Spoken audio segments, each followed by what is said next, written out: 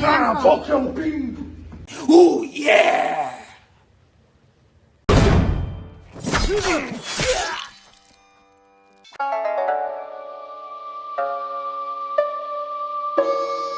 So Shawn Porter is the WBO mandatory challenger for Terence Bud Crawford. I find it funny that out of nowhere, Shawn Porter goes from the number five guy in the WBO to number one out of nowhere magically. Now, Danny Garcia was originally the number one guy, but as we know, he's facing Errol Spence Jr., and that's a pretty big fight within itself. It's 2 belts for him. So, you can't really blame him for going that route. But Shawn Porter is now the number one WBO mandatory. Virgil Ortiz actually was supposed to be the number one guy, but because he was number 2 behind Danny, but politics, okay? Shawn Porter went from like number 5 to number 1. Now he's the mandatory to face Bud. What happens next? Now, Shawn Porter could very well go a whole nother route.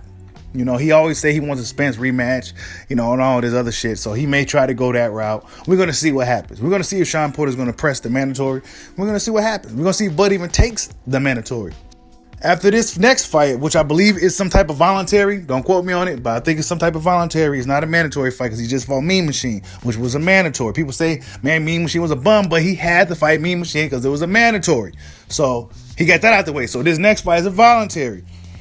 Probably be likely Kell Brook. Then after that, they may go ahead and put the mandatory on him again, which is Shawn Porter. It's another credible fight for Crawford.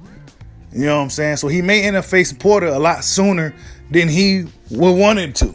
Then we have Yordenis Ugas, who came out with a video, who had an interview actually, and he talked about how he never received the contract. He met with Bob Arum, something like that, and he never received a contract. He never really followed through with anything, right?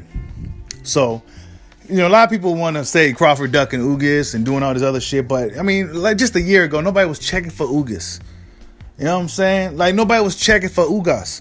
Back when Ugas said Errol Spence ducked him, back when Ugas was the mandatory to face Errol Spence, you know what I'm saying? And he also went another route then too. So it's the same thing.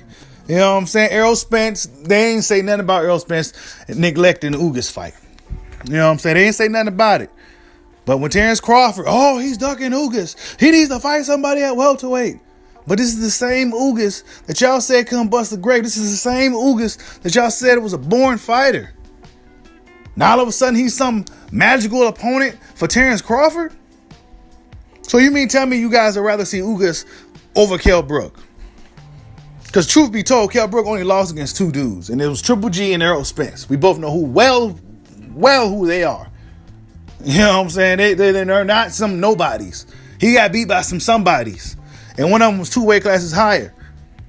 You know what I'm saying? So are we really going to be going to bat for a Ugas versus Crawford fight? Are we really going to try to stick it to Crawford for not fighting Ugas? I mean, that's a good fight. Don't get it twisted. But that's not a fight that should happen right now. I mean, there's too much other shit going on. See, a lot of the Errol Spence fans, and y'all can get mad if you want to. I like Spence, but I'm just being real. The Errol Spence fans, they're doing whatever it takes to prevent this Crawford shit from happening. It went from he's on the wrong side of the street to now Terence Crawford don't want to fight nobody. Like, how the fuck? How did it go? How did we get here? How did we get here?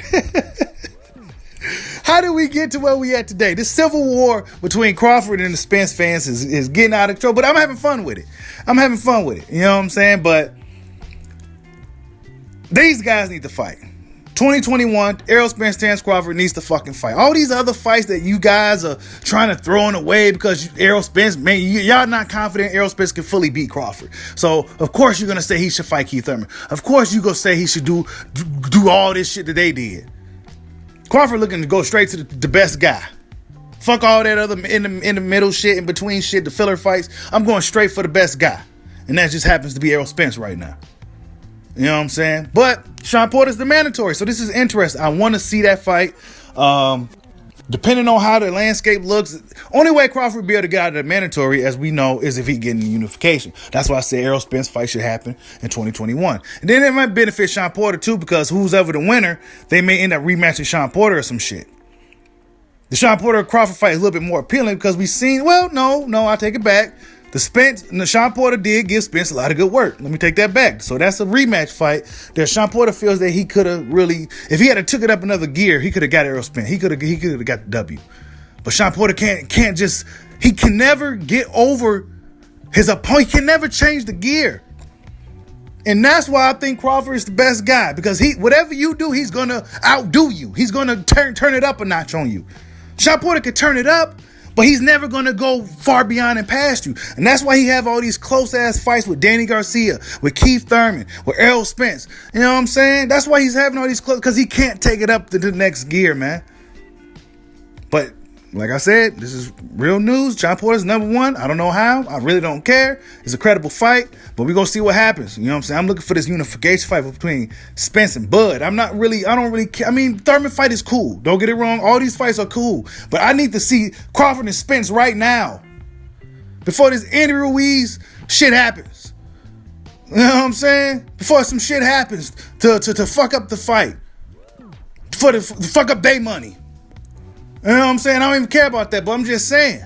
For you dudes who pocket watch, let's go fuck up their money when one of these dudes lose. If Errol Spence goes out there and loses against Danny, boom, they go to Crawford fight. It's not as big as it once was now. It's over with. Still a good fight, but it's not as big as it once was. Because they both ain't undefeated no more. You know what I'm saying? We need to see a fight between two black Americans in their prime. Undefeated. We never got it before. Like, subscribe, hot your boy. Peace out.